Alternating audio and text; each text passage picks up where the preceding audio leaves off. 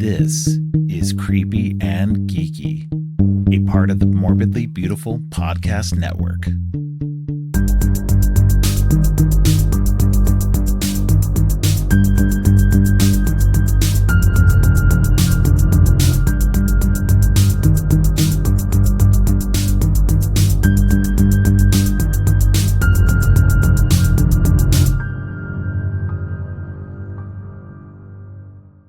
Welcome to Creepy and Geeky. I'm your host, Robert, and on today's Marvel Cinematic Universe episode, we're talking about Iron Man 3 with Mx Bel Morrigan. Bel is the host of the Fishnets and Philosophies podcast. Welcome back to the show, Bel. Thanks for having me back on. And I finally get to talk about something that's also in my interest in wheelhouse, Marvel nerdiness. So yeah, thank you for having me on. Yeah, definitely. Yeah, no, it's always fun getting to have people on who are really it really interested, especially when it crosses over like that with the horror and the nerdy side, so it's really fun having a lot of the same guests come on to talk about this stuff with me.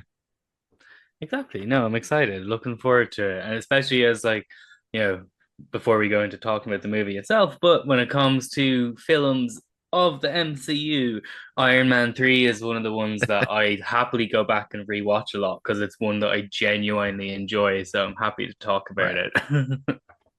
It's interesting too, because this is one of the ones, and jumping right into this one's directed by and co-written by Shane Black. Now, Shane Black has a very storied history in Hollywood as a screenwriter, and this is only his third directing job. May only be his second. Now I got to look that up. but yeah, it's he had written a bunch of stuff in the late 80s, early 90s, and also started out sort of kind of as an actor. He did some acting jobs here and there. So like he's actually in the very first Predator movie. So he was commissioned to punch up some rewrites on that. Okay. And I guess one of his caveats on that was, hey, I want to actually be in the movie too. He plays the kind of their nerdy guy Hawkins in that. Oh, didn't know that. Okay, yeah. Interesting. Yeah. So this was only his second directing job at the time. And so in addition to being in Predator and doing some uncredited rewrites for that, he also wrote the screenplay for the first Lethal Weapon. He wrote the story for Lethal Weapon 2, but didn't write the full screenplay on that. Then he also went on to do Last Boy Scout, The Last Kiss Goodnight, Last Action Hero. He obviously likes the word last a lot. The Long Kiss Goodnight. I missed that one up. But then his first directing job was Kiss Kiss Bang Bang with Robert Downey Jr. And Val Kilmer. I love that movie. His stuff that he does himself, Kiss Kiss Bang Bang and The Nice Guys. Mm-hmm. Those are such good movies, and I'd love to see The Nice Guys come back. Get a sequel. Yes. Everybody involved in that wants to do a sequel. Ryan Gosling and oh my gosh, what's his name? Russell Crowe. Russell Crowe. I could get the Crow is in my head, but for some reason I couldn't get Russell. But yeah, Russell Crowe and Ryan Gosling, they both have expressed interest in coming back to it because they all had so much fun doing that movie. It feels like in a lot of ways, The Nice Guys is kind of an extension of what he started in Kiss Kiss Bang Bang. 100%. They definitely feel like the same sandbox. Yeah. Oh yeah, definitely. But so, sandwiched in between those, he did Iron Man 3, and largely off of Robert Downey Jr.'s endorsement, actually. So they brought him in, and at the time, Jon Favreau was, kind of slated to do number 3, but then he was just like, you know what, I'm going to kick back. I'd rather let somebody else do this. And so he got to enjoy being just happy Happy Hogan in the movie, and was one of the producers on it. So you can still kind of feel the flavor of John Favreau in there, but I Mm. feel like um Shane Black did bring a lot of his sensibilities into the movie, but I do think that it was also molded by Marvel too, because it wasn't a straight up Shane Black joint. So Yeah, no, no, no, definitely. And like I think in general, a lot of the Marvel films that it's like you can always tell there's that battle between whoever the director is, yeah, like trying to obviously imprint their own voice, and then also it be easily perceived as a Marvel property, even without right, the characters in it, just like the way the films are structured and shit like that. But right, yeah, you can tell it. You can notice Shane Black in it, but within a Marvel film. It doesn't feel like a Shane right. Black film through and through. You're right. Yeah. And I mean, and that's indicative of a lot of Marvel's movies where they go and get these kind of directors, people like James Gunn, and Taika Waititi, Sam Raimi, those kind Mm, of movies. They have their sensibilities, but tempered through that Marvel lens. And yeah. that's not necessarily a bad thing. I think that, I would love to see them untethered a little bit more. Um, but I do think that this movie is one of the better ones. It's weird that I don't go back to it as much as I do love Shane Black stuff. I think that I'm not quite positive why I don't go back to this one as often as I should. Because it is really fun. It's a really good time. And you get to see Tony more as Tony than as Iron Man. So 100%. And I can straight off the bat, I can think of reasons like as much as I do and really enjoy this film and so many aspects of it, I definitely can think maybe like less of the appeal for going back to it is like the villain of the film, like Guy Pearce's yeah, Mandarin, like that aspect is quite weak and I don't know, it isn't that interesting. So I can understand that being like, less of an appeal to going back and rewatching it. But everything else around that one little bit is just so much fun and just a good time overall. right. Yeah, I really like Guy Pearce too. I think he's a great actor. I think he does a lot of really good stuff with the role too as Aldrich Killian. Um and the Extremis plot line is very interesting, and we're starting to see it Mm-hmm. pop up again in the most recent MCU thing that's going on right now, which is Secret Invasion. So we're starting to see the seeds of that finally bearing fruit now. Um and so it's interesting that it took this long to kind of get back into the storyline. But again, this is one of the funny things about the MCU is that it felt like they kind of spaced out everybody else's movies, but Iron Man basically had his first two movies in the first phase, and his third movie began the second phase. So Iron Man was kind of done unless he popped up in other things, which he did ended up doing quite a bit. Down the line, he Mm. kind of kept popping up more and more as they went along, and he wasn't stuck inside of his own movies to do that, which was interesting. Definitely, 100%. Actually, just when you were mentioning like the extremis bit, am I right in thinking like I could be mistaken it, but I thought extremis or something similar to it formed part of the plot line in the Agents of Shield TV series. I, Maybe, I yeah. think so. I think around the similar because like I know when Agents of Shield was on, there was a lot of like kind of plot threads that like either started off in the show, which then became a big thing in the movies, or it was something that was kind of in the films, and then the show kind of continued it like as part of like a plot within each season. Like overall, the Agents of Shield series was like hit and miss. It was like quite Right. fun overall, had a good time with it, but you could tell that it was hampered by investment, like it was quite small with what it could do. Yeah. But I think Extremis featured in it, I'm not sure, or something very similar, or maybe something that was like the seeds for what Extremis would be. I'm not sure, but anyway, that's Yeah. just a little rambling thing on the sides. No, yeah. It's been a long time since I watched any Agents of Shield, and about halfway through, I lost track of it and stopped Mm, watching it. And then I would go back and peek in. Like I think I stopped maybe after season 2. I stopped because the Inhumans stuff was just getting out of hand. And I'm not a yeah. big fan of the Inhumans.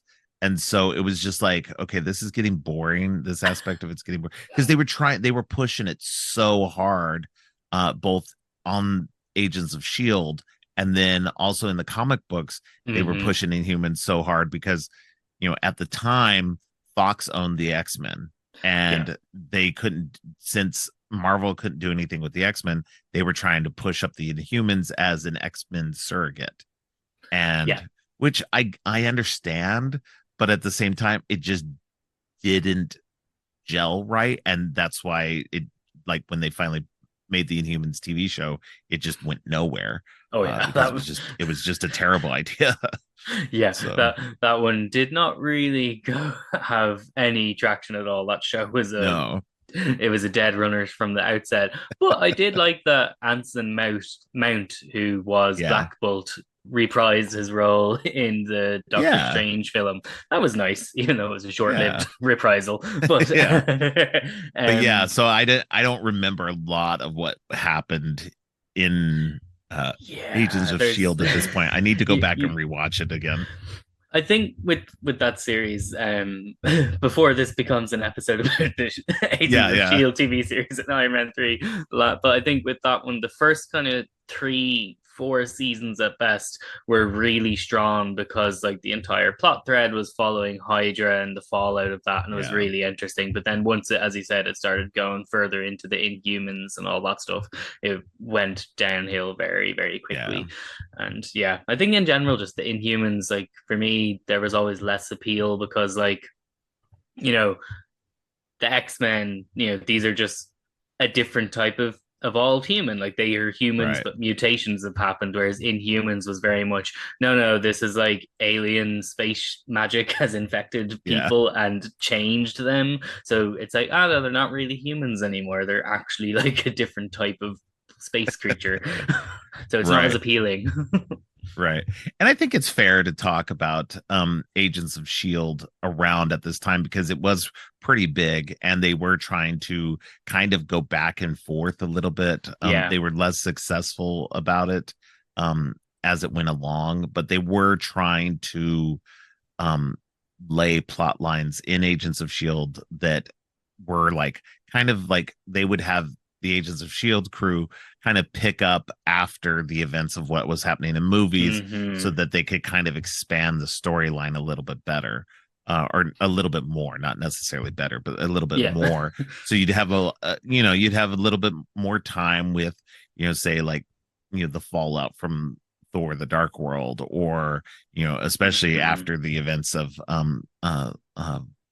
Winter Soldier, where Hydra was revealed, and then they had to go, okay, well, now we're destroying Shield, and what are they going to do with this? And so it made it pretty interesting there for a while of what they were going to do with all of that, and then so it's Definitely. I like that it did tie in back and forth, and that was one of the major reasons for watching it was you would get these plot threads that they would pick up and continue on in their own stuff.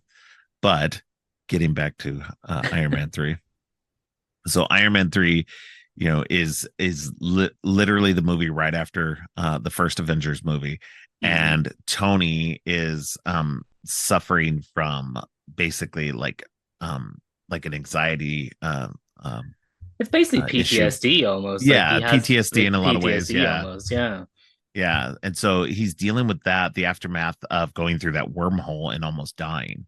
Um, and seeing him, like, because I mean, when you come down to it, he's a guy in a technological war suit, that, sure, he's got power and everything like that, but he's still just a man. And being presented with, gods and aliens and a wormhole that takes you to the other side of the universe that may trap you on that side. That's heavy, heavy stuff, to deal with, and potentially almost dying, like, trying to get this nuclear bomb off your, out of there and everything. So there's so much that you can understand, and it was interesting to see like a movie actually pick that up and, kind of deal with the aftermath of what that would do to a person, and how, you don't typically see that in like, especially like in a superhero movie. And 100%. so And it was nice to see Marvel, and that's what Marvel's always been kind of good at, is about, showing what the after effects of stuff like that is. definitely, and I think this is like it's ultimately why Iron Man 3 is one of my favorite MCU films because, like as you said, you know it humanizes Tony. It shows that like as you said, he's just yes, he's like a genius and he's like super smart, blah blah blah. But at the end of the day, he is just like a human. Like, he's a human Yeah. and he has the suit as his protective armor. And I think like the film, like through like now how much of it is like Shane Black's like kind of involvement with the directing or not, I'm not sure. But like it does a really good job of kind of like, dealing with the symbolism of the fact that the suit is both like protecting him physically from everything he fights, but also it's like almost like protecting his psyche, like it's an armor around who he is. And then the events of Avengers have kind of started to unravel that. So I just loved seeing in like a hero like dealing with human problems. Like it's just really Right. nice and refreshing to see. And I think that's something why I've always preferred the Marvel comics over the DC comics because they were Oh felt yeah. more grounded in our world as well. Like because it was like real cities and stuff like that. So I don't Yeah. know, felt more realistic, I think, which is why they always appealed more to me. But Yeah. Same. yeah, like I just think what that film does, like picking up, as you said, the after effects of it. And I just wish it was like something that we saw more of in the Marvel films. Like I think apart from say, James Gunn's Guardians trilogy and maybe the first Taika Waititi Thor film, you don't really see many kind of like of the characters really kind of going through it mentally. Like, you don't really see much of that appear in a lot of Marvel films. Like, Well, it's all more about the spectacle. So it was nice to see a more right. human story. Well, I would say though that, Phase 4, which gets, pretty maligned, by a lot of people, but I tend to enjoy it, a little bit more. So Phase 4, seems to be a whole phase about grief Mm, and yes. moving on. So they really do kind of lean into that, and that's why I like, and I get it. I get people's frustrations with it, that, it's not as fun and exciting, but it's like literally the aftermath of, you know this massive battle with Thanos. Yes, they got everybody back, but they lost But Tony, at a they cost. lost other people. Yeah, they lost Tony, they lost Cap, they lost, Thor's gone away again. They lost Black Widow. Hawkeye's now, retired fully. All this stuff. Like, as Mm. Avengers, they've completely dismantled. And just throughout the whole thing is just this world healing, and so it's interesting to see that, aspect of it. Again, they did a whole phase of the Marvel universe grieving and trying to figure out how to move on. Um, and again, that's fascinating to me that they will do that, amongst the spectacle as well. So Oh, well, definitely 100% from like a thematic perspective, like as a wider thing of what each of the, as I said, each of the films and the kind of the characters are kind of dealing with. But I think, and like maybe it's just I haven't rewatched a lot of those films since they kind of I saw them the first time. But yeah. from from my recollection anyway, I think even though yes, it is dealing with the themes of grief and everyone trying to figure out how to move on from what's happened, there's less of the kind of nuanced portrayals of like individuals dealing with it. But I could, it could be Right. that I've misplaced what I've watched. I definitely do remember because I really enjoyed it, but the Spider-Man, it's home, far away from home. Yes, the No. second one. Oh yeah, yeah. Far from home. Yeah, Far from home, that's it. Like you do definitely see Peter grieving Tony throughout that film, and I think yeah. Tom Holland does a great job of that. But yes, no, but back to Iron Man 3 though. Yeah, I don't know, just it felt so different. Like maybe it was the first kind of Marvel film of though, like definitely from the first phase, and it was obviously the one that launched the second phase. It Yeah. was like the first Marvel film where you kind of saw proper after effects of something big and how it impacted Yeah. one individual. So that's why I think it really stands out to me. Yeah. No, and I think that there's a lot of that in this second phase too. A lot of it is reacting to the events Mm-hmm. um of the Battle of New York, and so we get, especially in this one, like, going back to what we were saying about Tony and about him, dealing with all this, he's building all these other armors because he's trying to protect himself.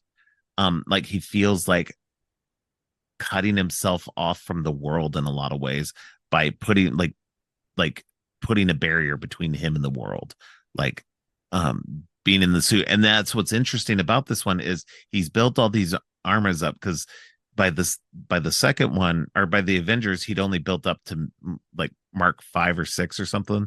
Mm-hmm. And by the time of the next movie, he's built up to Mark 42. So he's been Yep. working nonstop. He's tired, he's exhausted. um and so he's trying to, in a lot of ways, create all these different armors to give himself that um that barrier against him and between him and the world. And I find it funny though too, because he ends up spending most of the movie not in armor, so he's forced to confront that world. Mm-hmm. And so there's a lot going on here in terms of, just how much he has to deal with the after effects when he doesn't want to.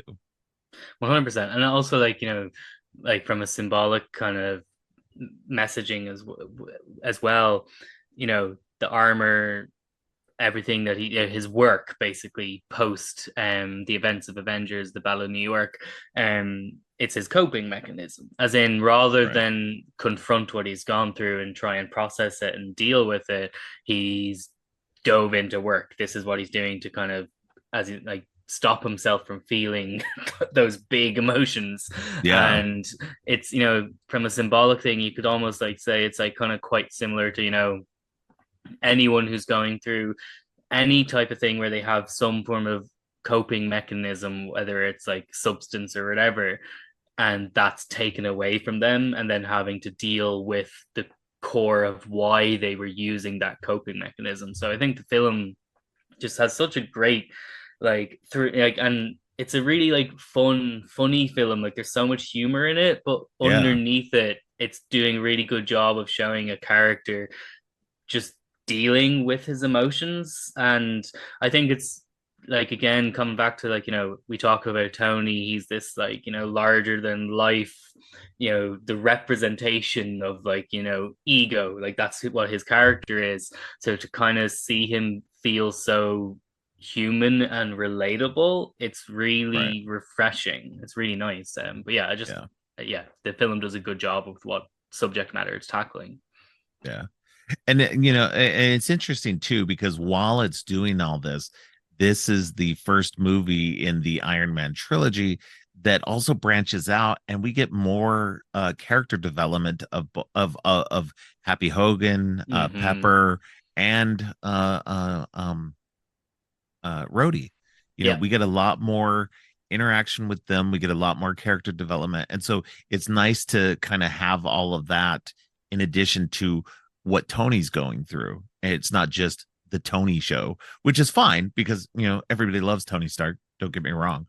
But it's nice to see the the main supporting cast get a bump up in what they're what kind of stuff they're doing. And apparently part of having Pepper be in the armor and stuff too was again Robert Downey Jr.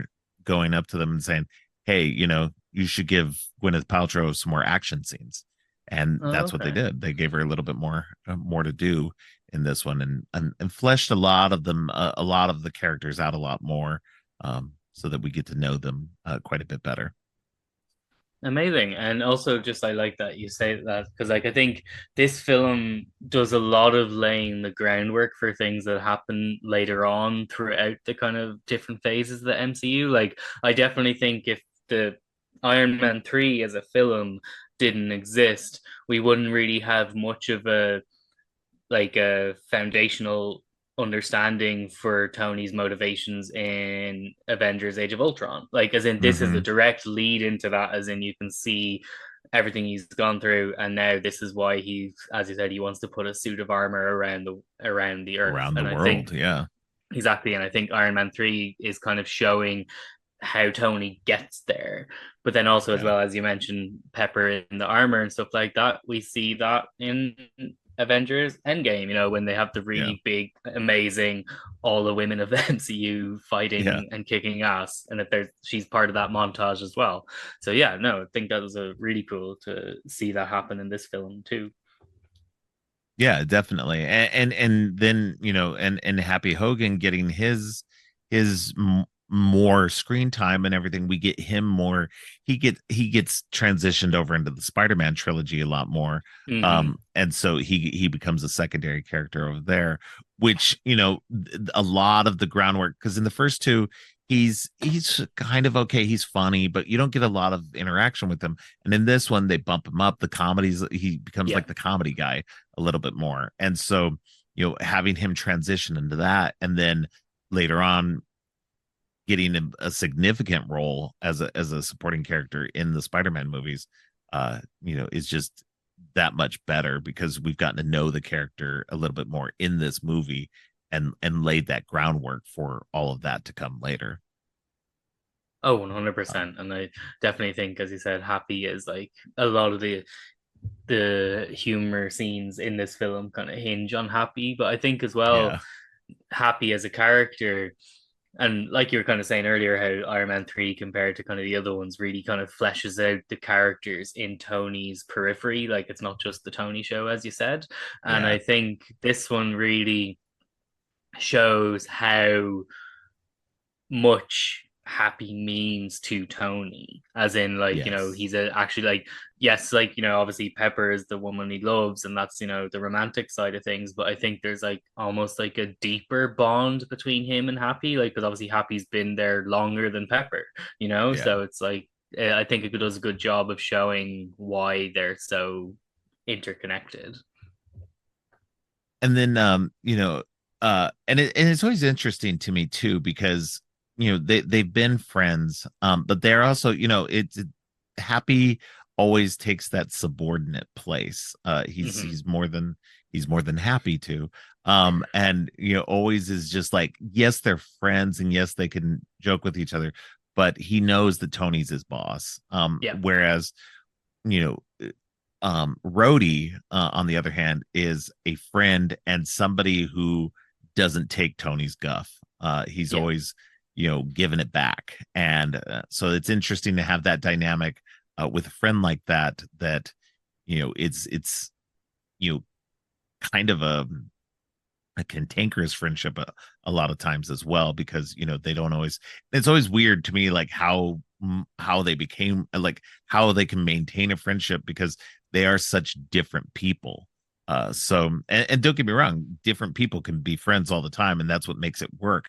That's what always just fascinates me about friendships and relationships in general, is just how, where the common grounds are, and how that all works, and how people can become friends.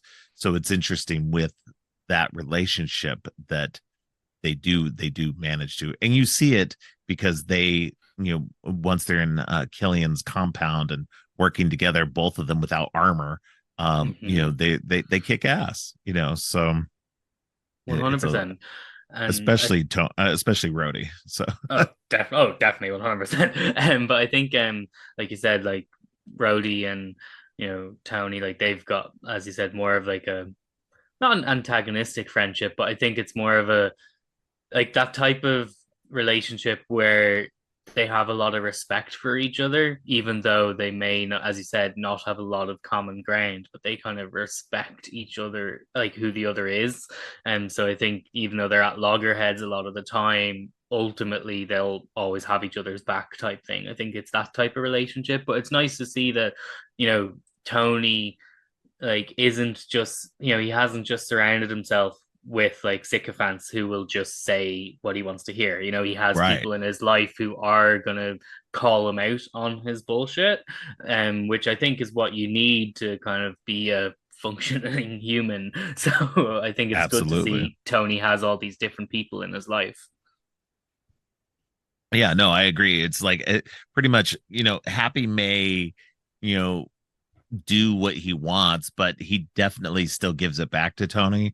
And I Yeah. think that's what Tony likes. Tony likes friction. He likes people who are going to challenge him because that makes him a better person. And he knows that.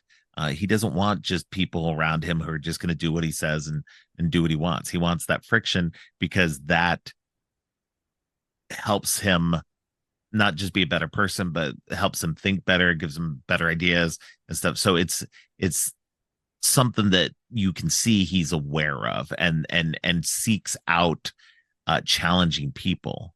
So even when he becomes part of the Avengers and stuff, he's surrounded by people who don't give in to him and don't Yeah. and continue to challenge him. And especially when you get later on, the interactions between him and Captain America, that is a very butting heads relationship that sees it come to a head in Civil War. So it's interesting to see that that's him as a character, that he likes to surround himself with people who challenge and make him a better person. Definitely. Which is always good. You should try to, within reason, find people who are going to, challenge you, and if you're that kind of person, especially because you need people who are going to bring you down to earth. Uh, um, and that's what Tony needs, especially because unchecked hubris, and everything, like with brings us Ultron. So, uh, Exactly. which is another conversation. But yeah, it's yeah, it's an interesting but that's what makes this movie interesting is he's got a lot of this going on. He's without his armor. He even like he escapes the Mandarin's ambush. We haven't even gotten into the Mandarin yet. Mm, He's he escapes the Mandarin's ambush at his house and lands in Tennessee and breaks into this kid's garage. And this kid also gives him shit. And so it's like, everybody around him is just challenging and confronting him and making him face the things that he doesn't want to face. And, by the end of it, he's realized what he needs to do and he's growing up and he's getting better as a person. And that's you'd like to see that kind of growth, especially in a movie that ends a trilogy. Because we didn't know at that point how much more Tony we'd get in yeah. the movies, because his contract was pretty much up for just like, okay, well, whatever, it's pretty much done with. Who knows what Robert Downey Jr. is going to sign on for Yeah. more in the future.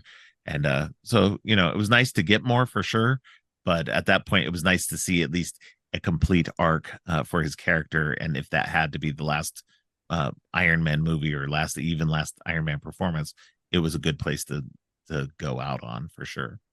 Oh, 100%. And I think like as a trilogy, it did a good job of like kind of tying everything together there was a lot of connective threads to the first Iron Man film, and that shows, you know, that Tony like he's an engineer, he's an inventor, like that's what he does, that's who he is. And that the Iron Man suit is just a byproduct of that, that it isn't him, and I think it was this film did a good job of showing how like MacGyver-esque he is, that he can just kind of create anything. And I just love that sequence where you just see him picking his way through the Go to the compound with hardware all the store. Yeah. with all like the homemade like device. It's just a brilliant like kind of like slightly slapstick, but just like really clever use of just improvisation. Yeah. But yeah, though I will say though, when I was rewatched it last night, when you just get to the end of the credits and then it just has that one little thing where it just says Tony Stark will return. There is a part of you that's just like, ah, when you Yeah. know what happens later on, to Yeah. Yeah. like, and you're just like, ah, that's a bit sad. Yeah. But oh yes, actually no, but you mentioned earlier that we haven't really touched on the Mandarin, so I was want to know what you Yes. thought of like the kind of I guess almost the two Mandarins, in the sense there was Yeah. obviously the ruse with the like amazing Sir Ben Kingsley as Trevor Slattery, but then also the Guy Pearce, Aldrich Killian version from Right. AIM. But yeah, I want to know what you thought of the Mandarin arc. Like for me, it's I don't know, like if you like obviously and like in general when it comes to like comparing MCU to obviously the source material, the comics, I usually like always Right. try and take the perspective of they're inspired by the comics but they're not replicating it. Like if they were just Right. replicating the exact same thing, then it would just be really boring and predictable. Like it's more they're taking Absolutely. Yeah. inspiration. That's my approach in general, but I kind of think what they did with the Mandarin character was a bit of a letdown compared to obviously what the character is in the comic books. But I want to know what you thought of the Mandarin arc. Yeah. I was so, being a hardcore Marvel nerd, like I am, that I have, it, I have a pretty vast knowledge of Marvel comics history. Mm-hmm. Um, Mostly due to not even just reading the comic books, but during the 80s they had a series of comics called the Official Handbook to the Marvel Universe, and so that's kind of where I got most of my information from, was reading the little synopsis of each character's life story through that. And so that's where I absorbed a lot of that, and I would read the comic books in addition to that. Mm. So I would try to go back and read whatever I could, especially later on when things became digital, and it made it a lot easier to do. But I thought the I thought it was interesting, and I thought that in a lot of ways it was very good. I yes, of course, I would have loved to seen the traditional Mandarin with the actual 10 rings, and we end up getting a version of him Yeah, down the in road in Shang-Chi, Shang-Chi. but Yeah. even that is a different version than what is in the comic books, because Mm-hmm. in the comic books you get a character who's got literally 10 rings that on each one of his fingers, and each one of those rings does some various power, Yeah. like lasers or whatever. Each ring does something different, and so I can see why they didn't go that route, because it Mm-hmm. really does make the Mandarin way too powerful. It makes him nearly unstoppable. But at the same time, I am one of those people, and I've said this on another episode of these, is that I think the best villains that these guys have, and Marvel has this villain problem where they make characters who are just dark mirrors to the hero themselves. Mm-hmm. Somebody with similar power sets and similar strengths and everything, and so it becomes basically trading blows, and um, you know eventually the hero coming out Yeah. on the end. But I think it's better when the hero has a villain who is so overpowered that, one, they have to lose to that villain in the first place at least some point in the movie, and Mm-hmm. two, that they then have to figure out a way to stop them, in such a way that um because they can't just stop them with brute force or with whatever. They have to come up with a different way of stopping them. Yeah. And so I like that kind of idea, or they have to team up or something, so in some way, shape, or form. And I think they've gotten better at that along the way. They're still doing the dark mirror once in a while, but they've gotten better with that with characters like Namor and Hela Mm-hmm. and stuff. So you've got these characters who are much, much, much more powerful. And you have to figure out different ways of stopping them. So I like that idea better. And so the Mandarin could have fit, but being that this was still the beginning of phase two, they really weren't going to go that hardcore. Now, I think Aldrich Killian was a good direction for that because it's a different power set. And it's something that definitely makes him a much more difficult villain to defeat in a lot of ways. And so you have to kind of you figure that out. Now, the whole Mandarin thing, I liked it because it was a misdirect. I liked Yeah. that they were, that they had this whole villain brought up, and then it turns out that it's this really bad actor, or not so bad actor that he's just funny and silly, and it was just a great role for Ben Kingsley, I think, in a lot of ways, that he gets to play this like, oh, this straight up kind of scary terrorist guy, but really underneath it all, he's this like goofy actor, and just it plays into a lot of his strengths as an actor. And I love that he, again, speaking of Shang-Chi, that he gets to Yeah. reprise that role down the line. Because that was like, we would have never in a million years thought he'd be coming back as that character again. And not only that, but he's going to appear again in the upcoming Wonder Man series. So, Oh, I which is didn't even know more that. fantastic. Interesting. Yes, yeah. So he keeps popping up here and there. So it's gonna be a fun, very fun seeing a continuation of this character. Yeah, it's again, it's nice to see Marvel picking up these little characters or these story ideas or something later on down the road, and that's what makes Marvel again very interesting as not only comic books but also as a movie universe, because nothing is off limits. You can pull a character from early on and pull a thread from early on and put it into something new now, and I love that. Exactly. And also, like, with like the Marvel like cinematic universe and the connective tissue of it all, as you said, it isn't just about the heroes. It is like you have a sense of that it is this like entire like universe, entire world Yeah, where small like characters who might have just literally just been in the background become bigger in the future. Everyone has a chance of reappearing again, which I think is always what makes the Marvel film so interesting. But like, and I think this is another reason why maybe Iron Man 3 is one that I love to kind of go back to, because I think it's one of the films that, like, obviously it's dealing with the after effects of Avengers and Battle of New York, but it feels like a really kind of its own self-contained little story.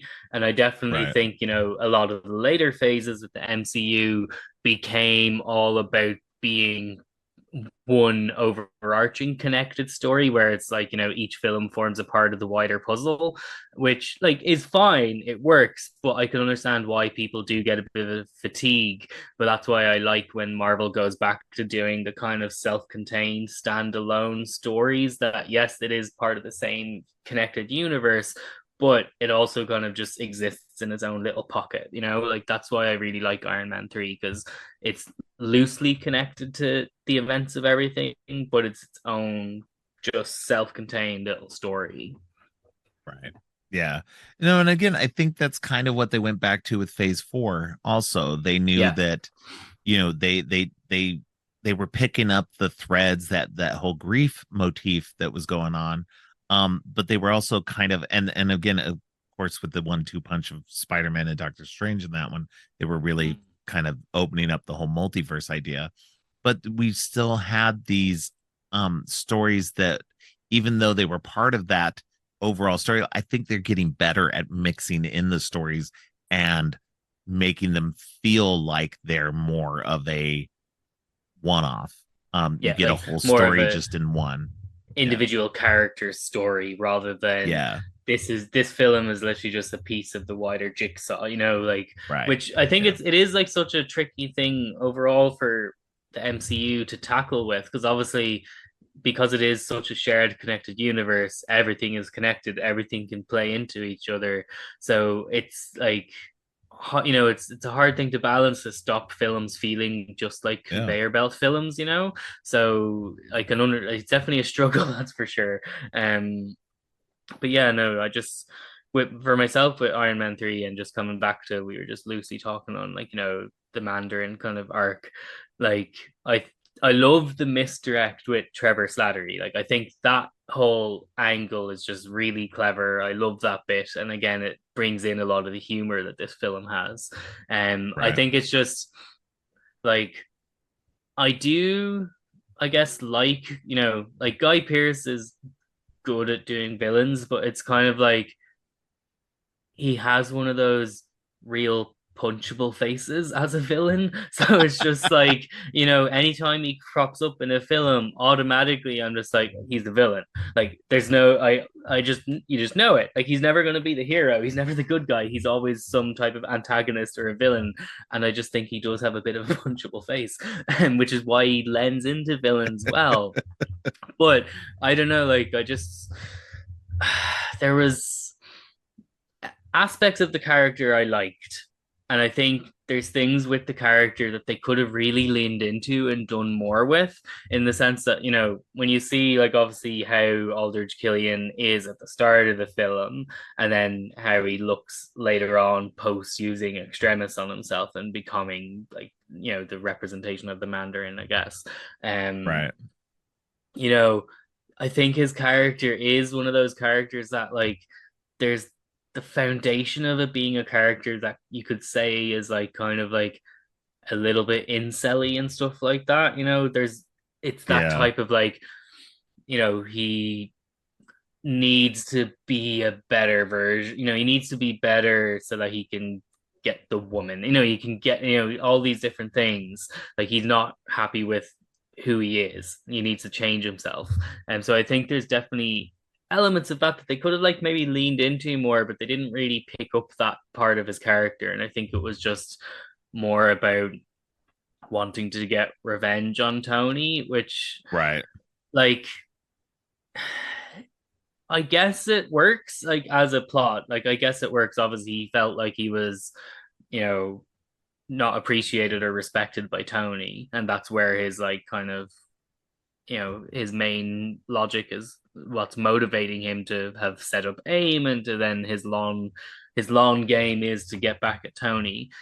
But I just kind of think, again, the best Marvel villains are the ones that kind of have wider plans, and the individual they're coming up against is just kind of inconsequential to the plans. It's kind of just like, oh, you're just the person I'm having to deal with now, but you don't actually matter. Whereas, because this one felt more of like, this Aldrich Killian was kind of all consumed with Tony.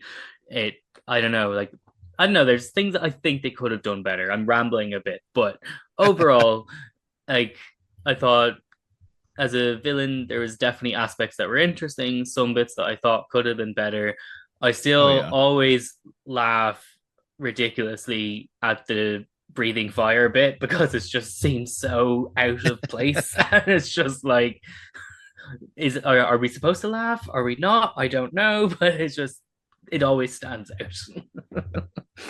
I think that we're definitely supposed to laugh, especially because right after that moment, Rhodey's like, "Wait, you breathe fire?"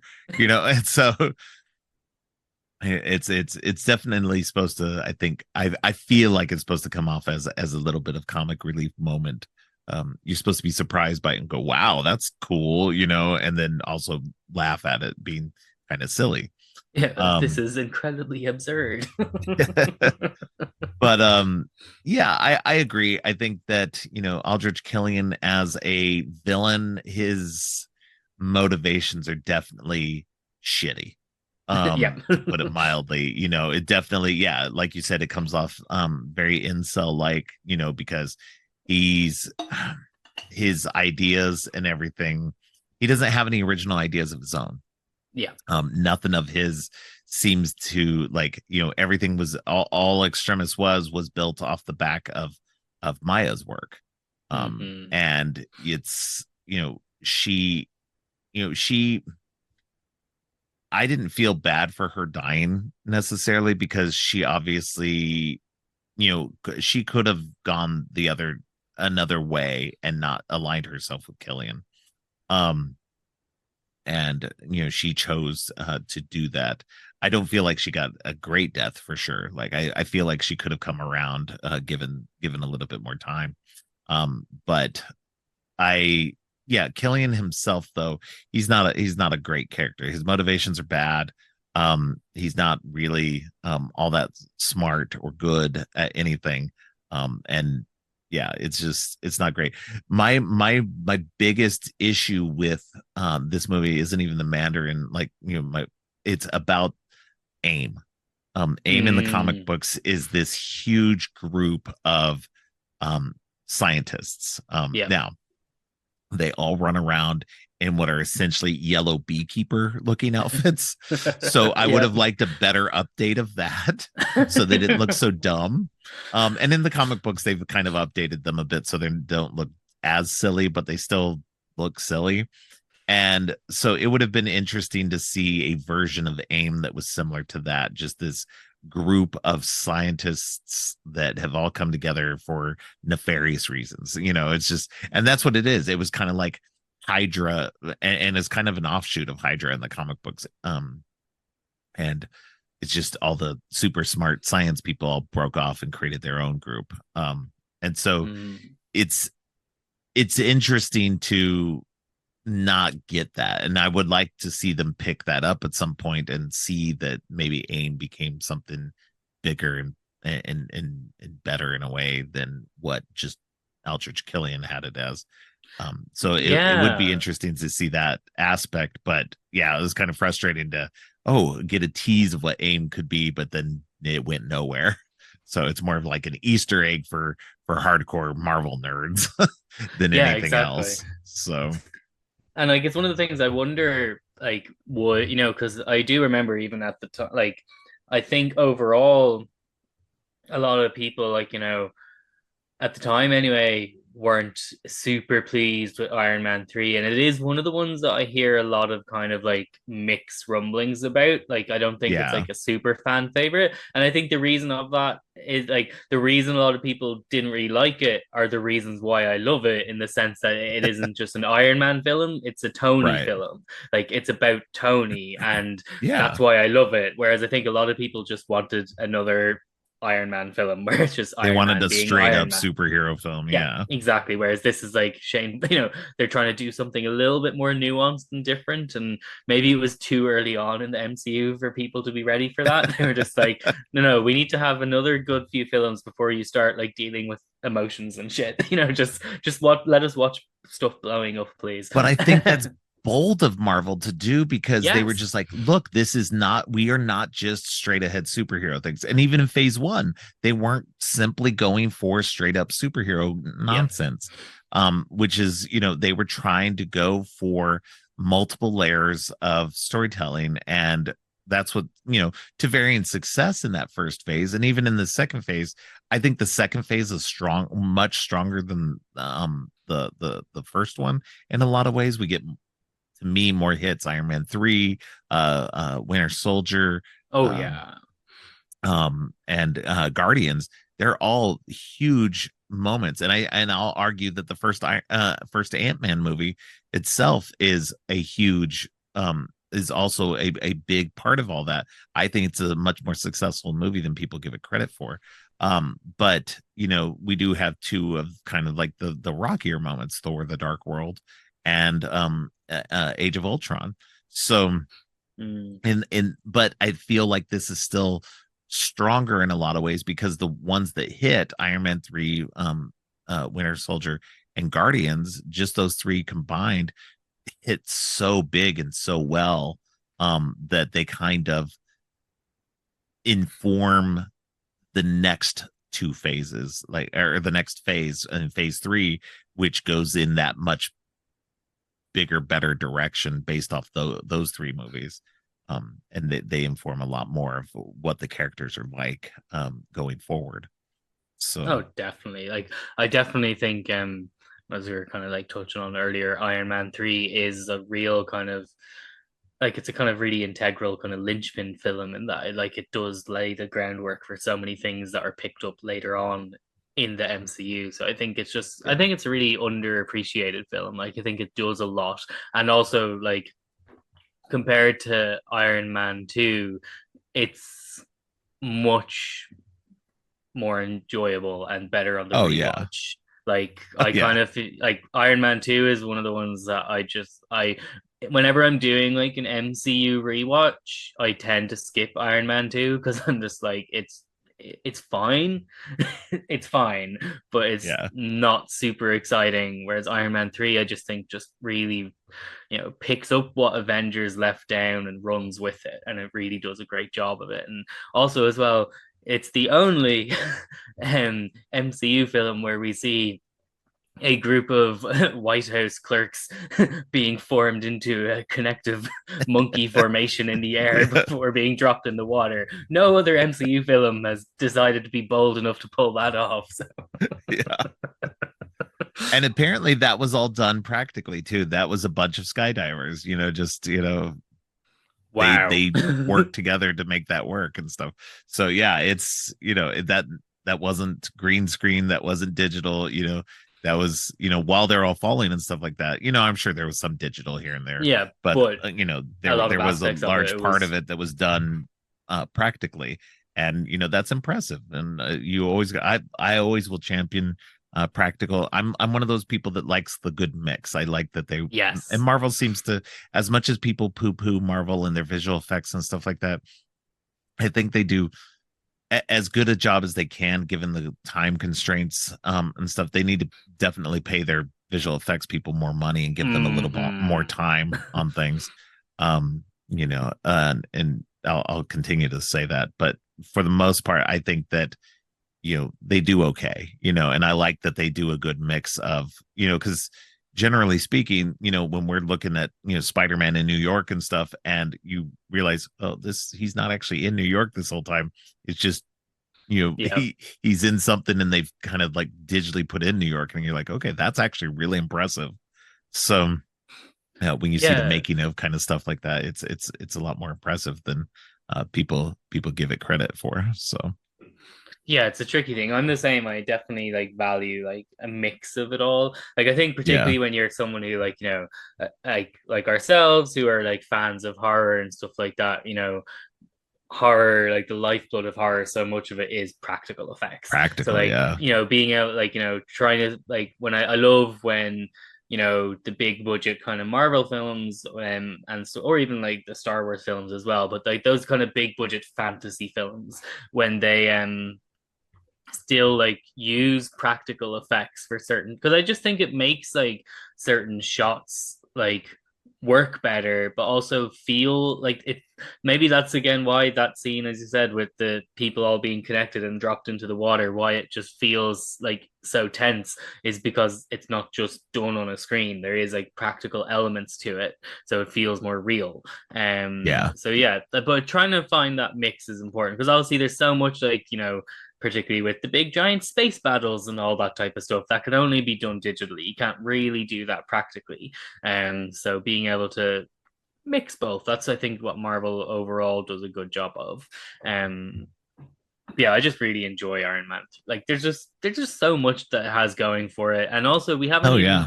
really touched properly on like we only kind of briefly mentioned him, but Ty Simpkins, like in a really early Yeah, role for yeah. him as Harley. Like I think his character is brilliant, and like in general, he's one of those like young actors that when I see his name appear on the cast sheet, I'm always like excited because I just think he's a good actor, and like he's now grown up and he's like an adult now, and he's still a good adult actor. But Yeah. just yeah, I just love seeing his like just hit the relationship that him and Tony have. They just play off each other so well. And I don't know, I think for me, you can really tell the sign of like a good actor when you see how they act with kids. And I Yeah. think you can really see how good of an actor Robert Downey Jr. is, because like just the way he like just bounces off this kid, and yeah, it's just, and also the fact that it's Harley, the little kid, is the one that kind of, you know, brings Tony down from one of his panic attacks, and is the one that kind of, But while causing it in the first place as well. yes. So Well, true. Well, the first one he definitely caused didn't bring him down from it. The yeah. first one he kind of starts to cause, but then realizes he's causing one, and then brings Yeah. Tony down out of it because he learns. He's learned. But the Yeah. fact that he just tells Tony, well, aren't you an engineer? Just build something, and that's kind of like Yeah. it. Just That's what makes Tony remember who he is at his core, and like Yeah. I think without having that little kid there, like that moment, you wouldn't have had the rest of the film. It's all like really integral to Tony's growth as a character in this film. But yeah, I just love that little kid. I think he does a really good job, and like just that one particular scene where Tony drives off, where it's just like after like Yeah. they've had the scuffle with those extremist bad guys, and then he's just in the car and he's just like, oh, do you know how I can tell they feel that way? Because we're connected. And it just And then just sarcastically drives drives right out. off. Yeah. Perfect. Because he's just like, this is a kid, but he's just a small human. I'm going to treat him as a human, which is just Yeah. perfect. And it's great too, because the kid realizes he's like, all right, it was worth a shot, Yeah. So Oh, but yeah. I yeah, just think, no, he's a good actor, and it's a good sequence of them you know coming together and having and bouncing off each other. Ty Simpkins holds himself well against Robert Downey Jr. of all yeah. people. And so it's a great little bit in the middle of the movie that and then we get him later on at Tony's funeral in Endgame as well. Yeah, So I it's a know. nice little comeback for that as well. Which is like when I remember when I saw that the first time, it just like it's that extra stab in the heart that you're just like, oh Yeah. God, they do everything to really hit it home. But no, yeah, I just like love that character. I just think he just is a really fun character and does a good job. And um Yeah. yeah, and just overall, I think they're like the film is just a good, fun film. And also one of my favorite, like just every time I rewatch it, it's like the one moment that I just look forward to. And it's just like one little throwaway line, but it's just delivered so well. It's just that one bit where like, Tony is like starting to like, get his suit back when he's in the compound and he's tied up and he ends up kind of like shooting his way out, and then like he just turns the gun to that one guy and your man is just like, nope. These guys Yeah. are weirdos. I hate working here. Just Yeah. like every time, I just love that moment because it's That was delivered so well. Yeah, and that was a huge Shane Black thing right there too. It was Yeah, just like, yeah, that was very in keeping with Shane Black's writing.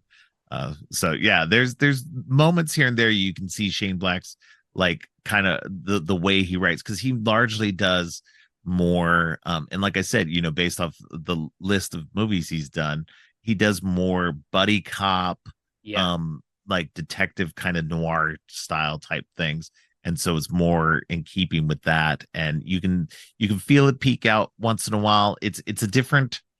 I don't necessarily think these blockbuster kind of things are his bag. I think he mm, does well with this one, and the Predator movie that he did um after this is good, but it's not great, and again that yeah, that has to do with a lot of studio interference on that one. But yeah, I think he's much better when he's doing his own individual stories. And this one gets close. I mean, he got to collaborate again with Robert Downey Jr., who we obviously had a fun time with on Kiss Kiss Bang Bang.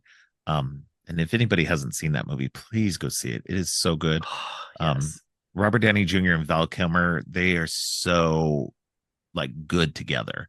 yeah. Um, and it's Robert Downey Jr. playing like not a Tony Stark type of character. He's much more of a he's basically a criminal. So it's a much different role.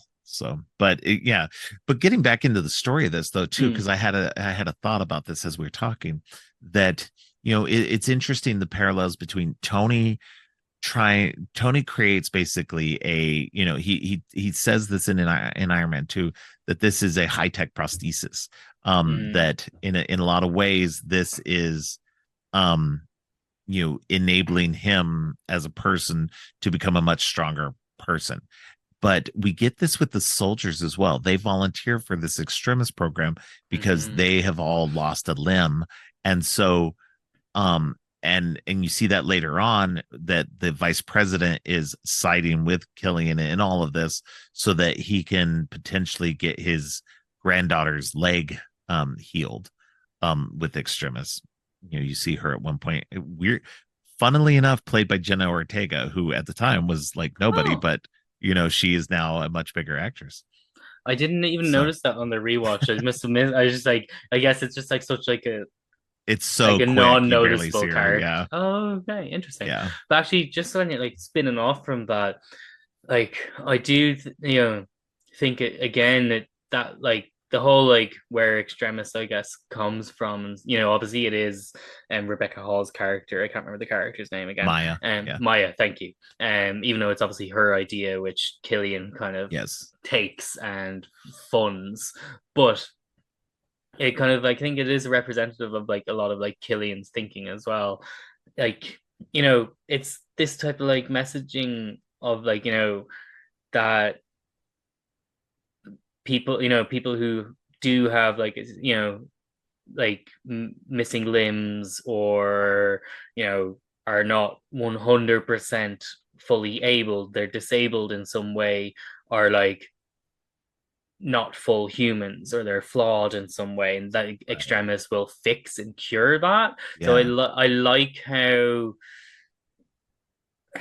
they're kind of showing that extremis like is not necessarily this great thing that they're making it out Yeah. to be. Which, and like, even though obviously from like kind of like we hear Pepper say it earlier, like this is like something that's weaponizable and is like, dangerous in the wrong hands. But I think overall, I think the film is kind of possibly like sending that message that in general what extremis represents is not a good thing. So I Right. like even though it's not like hammering home the message, I think it's kind of, you know, but then Tony, well, he perfects it, I guess. He perfects it and uses it on Yeah. himself. So I don't know. I don't know. But that's Yeah. also him curing his own disability. So yeah, I'm not sure. Like maybe that's just a little thread that I haven't really thought out well, but it's Yeah. something going on there. And I'd like to. I need to properly do another rewatch and explore that thread, because I think there's interesting potential there.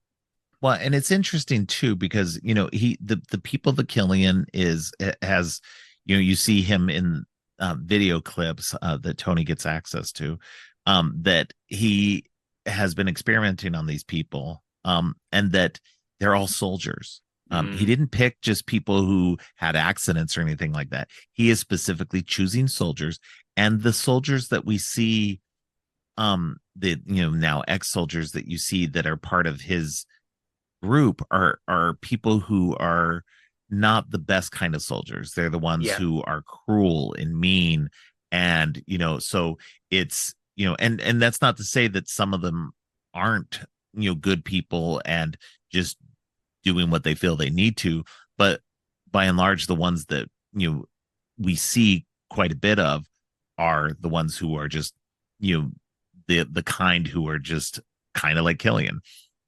yeah, They're using their powers for nefarious purposes.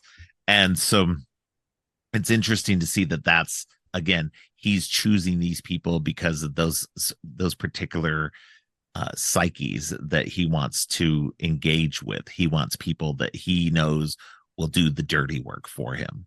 And mm-hmm. so, and that's, by and large, who he's got, that's got the extremis inside of them.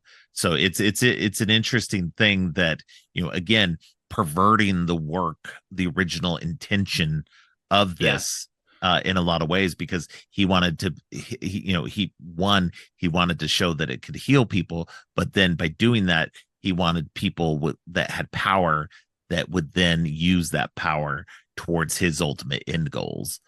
and not just, Hmm. because if he gave it to people who were good people and didn't want that and were just like, hey, no, I'm not going to do any of that, then he'd have people fighting against him rather than fighting with him.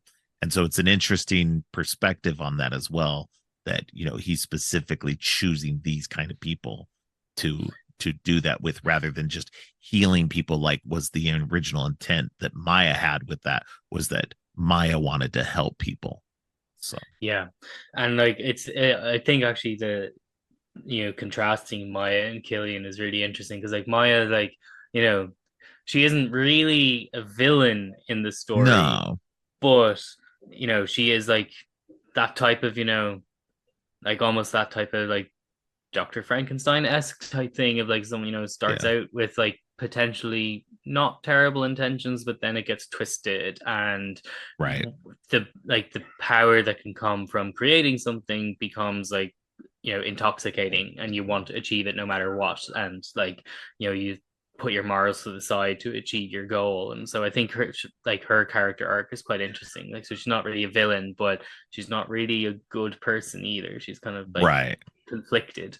It's interesting. But actually, it just popped into my head there, but like a random part about Killian as well, which again I think like there could have been potential to make him a really more interesting character or just like have stronger motivations. But there was that bit where it was like, he mentions how the president basically like bailed out all like the kind of CEOs of like the oil companies that were involved with the big oil spill. And like that, but then he has that throwaway line where he says, I just needed a good excuse, as in something that the public would believe as why the Mandarin is targeting the US president. Right. And it was just like there could have been something really interesting about, like kind of similar to the Namor character and stuff like that, where it's like these villains that like, they're not really like their messaging isn't really wrong. Like, it's just only considered wrong when you compare it to the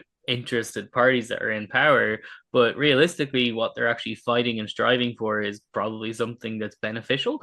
And so Right. I think there could have been something interesting where it was like making the Mandarin like, more of like an, or Killian more of like an eco warrior or something like that. But instead, it was just this type of seeking power so he could get revenge on Tony like that. Yeah. So I think there could have been so much potential to make it a Yeah. more interesting villain, but But again, but I'm okay with the kind of crazy just for power villains too, because I yeah, don't want true. all, because that's the problem sometimes, is we get some of these villains like with Killmonger and Namor and some of these other ones that are doing it for good reasons. Hmm. Um and that's fine. I love that too, but I like that good mix. I like a good maniacal villain like the High Evolutionary in the new Guardians Oh movie. yes. I love stuff like that where they're just evil because they're evil. And so I don't have a problem with that with Killian. I just, I do think that you might be on a good track with that, that maybe if he was that kind of better, like maybe had noble intentions, but went about it the wrong way, that could have made him a more interesting character than Yeah. he was. And it because a good maniacal villain is good when it's done well. And I think Guy Pearce is a good enough actor that he could have done that well. I just don't think the material necessarily was great on his end. But again, I think that was a large part too, that they were doing kind of paper thin with that. They didn't need a whole lot of nuance with him, because we were getting a lot of Mm, nuance with everything else in the movie, because it was Tony's story and we needed the nuance for him, and yeah. everything else that was going on. So rather than having, you know, more going on with Killian, they needed a straight up just kind of evil guy for him to defeat. Yeah, it was less about like a complex villain story because this was more about, as you said, Tony's story and what Tony was going through. But he just needed a Right. villain that you could just point him at. But Yeah. yeah, I Yeah. think like yeah, but overall though, like it's definitely an MCU film I rate quite highly, and I always love rewatching it because there's just so many fun elements to it. And again, like the blend of humor and like high emotions, it's just done really well. And just, yeah, like I always, like, whenever I'm talking about Marvel films and I'm recommending ones to people that haven't watched Marvel films, I'd always like recommend Iron Man 3, because I think, it's one of those MCU films where, because it is more or less standalone, like, even you wouldn't have necessarily had to have watched Avengers to understand the impact of Avengers on Tony, because I think this film does a good job of kind of explaining what happened. Um, Yeah. but I think overall, Iron Man 3 is like a good kind of, this is a sample of what Marvel films are like. As in, you can watch this one, and if you're a fan of it, you kind of know what you're in for with a lot of other Marvel films. So I think it's like a good kind of palette introduction one. Like, because I think as fun and as obviously integral to the overall Marvel story that Iron Man 1 is, I think Iron Man 3 has more of that. Marvel has figured out what they're doing, and it has that better Right. blend of, this is the MCU. So I think it's a better introduction. If someone's, I've never watched a Marvel film, I'd always be like, throw on Iron Man 3. If you don't like that, you're probably not really going to gel with a lot of Marvel anyway. That's my kind of theory. Yeah. Yeah. No, and I believe that, and I've said this on other episodes so far, that I believe we that Marvel does a pretty good job. They've gotten better at it, not Yeah. always, but and some No. movies are just not going to succeed at being a like something that you don't need to see the backstory for.